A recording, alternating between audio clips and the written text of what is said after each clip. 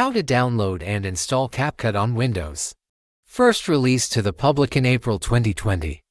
CapCut is a video editing software made for beginners, according to the Wall Street Journal. It was downloaded more than the TikTok app in March 2023. In March 2023, it was the second most downloaded app in the US. Behind that for Chinese discount retailer, Temu. Open your browser, type CapCut.com in the address bar. And when it opens, you'll see an introduction. It's a free all-in-one video editor for everyone to create anything, anywhere. On the page, click Download for Windows button. It will start downloading. This software is more than 600 megabytes in size. You may view the download in the upper right corner of your browser. Once the download is complete, select the directory here.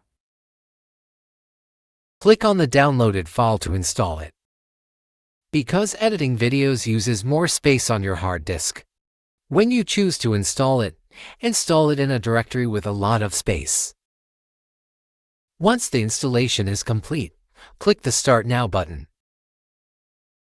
Because the editing software will take up more system resources, the software will automatically test your computer after installation to see if it can run this editing software smoothly.